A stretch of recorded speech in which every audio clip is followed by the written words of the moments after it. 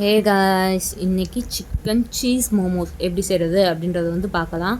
அதாவது சிம்பிளாக ஈஸியாக எப்படி செய்கிறது அப்படின்றத வந்து பார்க்கலாம். நீங்கள் வந்து இதுக்கு மாவு பிணைய வேண்டாம், தைக்க வேணாம். நீங்கள் ஸ்டஃபிங் மட்டும் ரெடி பண்ணிட்டீங்க அப்படின்னா டக்குன்னு ரெடி பண்ணிடலாம். இப்போ வந்து ஸ்டஃபிங் ரெடி பண்ணலாம் வாங்க.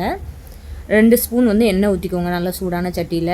அதில் வந்து 2 பச்சை மிளகா, 2 பல் பூண்டு, ஒரு குட்டி சைஸ் இஞ்சி வந்து நான் க்ளோஸ் கிரைண்ட் பண்ணி வந்து எடுத்து வச்சுருக்கேன். அதை வந்து ஆட் பண்ணி நல்லா வதக்கிக்கோங்க.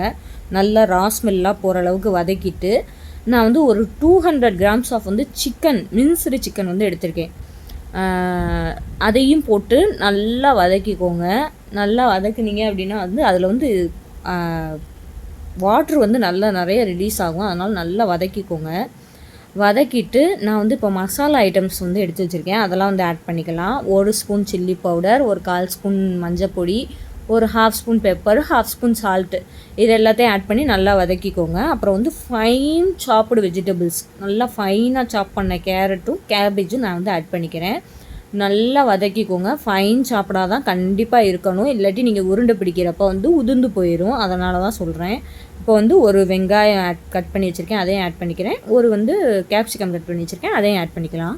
இதெல்லாம் வந்து பார்த்திங்கன்னா வெங்காயம் கேப்சிகம்லலாம் வந்து நிறைய வாட்டர் கன்சிஸ்டன்சி வந்து நிறையா இருக்கும். அதனால் நீங்கள் நல்லா ஃப்ரை பண்ணிங்க அப்படின்னா வந்து வாட்டர்லாம் எவாப்ரேட் ஆகி வந்துடும். வாட்டர்லாம் நல்லா எவாப்ரேட் ஆனதுக்கப்புறமா 1 ஸ்பூன் வந்து டார்க் சோய் சாஸ் வந்து ஆட் பண்ணிக்கலாம். 1 டேபிள் ஸ்பூன் ஆஃப் வந்து கெச்சப் ஆட் பண்ணிக்கலாம். அதுக்கப்புறம் 1 டேபிள் ஸ்பூன் ஆஃப் வந்து க்ரீன் சில்லி சாஸ் வந்து ஆட் பண்ணிக்கலாம். ஆட் பண்ணிவிட்டு கொஞ்சம் கூட வாட்ரு இல்லாமல் நல்லா வந்து வதக்கிக்கோங்க. கீழே பிடிச்சிடாமல் பார்த்துக்கோங்க. நீங்கள் ஹை ஃப்ளேமில் வச்சு வதக்கிறப்ப கீழே பிடிச்சிரும். அதனால் நல்லா வதக்கிட்டு இதுக்கப்புறம் வந்து 1 ஸ்பூன் வந்து கார்ன்ஃப்ளவர், நல்லா 1 ஸ்பூன் கார்ன்ஃப்ளவரை வந்து தண்ணியில் கரைச்சிக்கோங்க. நல்லா கரைச்சி வந்து அதை வந்து ஆட் பண்ணிக்கோங்க. இது எதுக்கு அப்படின்னா வந்து இது வந்து பைண்டிங்காக இதை வந்து நீங்கள் உருண்டை பிடிச்சிங்கன்னா உதிராமல் இருக்கணும் அப்படின்றதுக்காண்டி ஆட் பண்ணுறது. இப்போ வந்து 2 ஸ்லைஸ் வந்து சீஸ் ஆட் பண்ணிக்கலாம். சீஸ் ஆட் பண்ணி கொஞ்சம் சிம்மில் வச்சிங்க அப்படின்னா அது மெல்ட் ஆகி வரும். மெல்ட் ஆகி வர்றப்போ வந்து நீங்கள் நல்லா மிக்ஸ் பண்ணி விட்டீங்க அப்படின்னா எல்லாம் கலந்துரும். சிக்கனோட சீஸ் நல்லா கலந்துரும். ஸ்டஃபிங்கோட நல்லா கலந்ததுக்கப்புறம் இப்போ பார்த்தீங்களா, தண்ணியே இருக்கக்கூடாது, சுத்தமாக தண்ணியே இல்லாமல் இந்த மாதிரி ஒரு மாதிரி கட்டியாக வரும். அந்த மாதிரி வர்றப்போ நீங்கள் அடுப்பு ஆஃப் பண்ணிட்டு கொஞ்சம் நேரம் ஆற விட்டுட்டு கொஞ்சம் கொஞ்சமாக எடுத்து உருண்டை பிடிச்சி வைங்க. உருண்டை பிடிச்சி வந்து ஃப்ரிட்ஜில் வந்து ஒரு 5 மினிட்ஸ் வச்சு எடுத்தீங்க, ஒரு 10 மினிட்ஸ் வச்சிங்க அப்படின்னா வந்து அது வந்து செட் ஆயிரும் ஓரளவுக்கு. இதுக்கப்புறம் வந்து ஒரு மைதா வந்து ஒரு கப் மைதா எடுத்துக்கோங்க. அதில் வந்து கொஞ்சம் சால்ட் ஆட் பண்ணிக்கோங்க.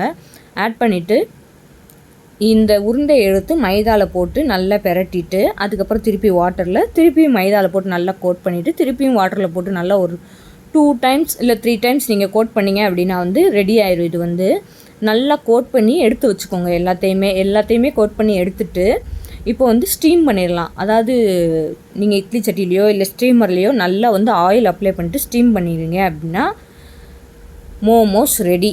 சிம்பிளாக ஈஸியாக ரெடி ஆயிடுச்சுங்க.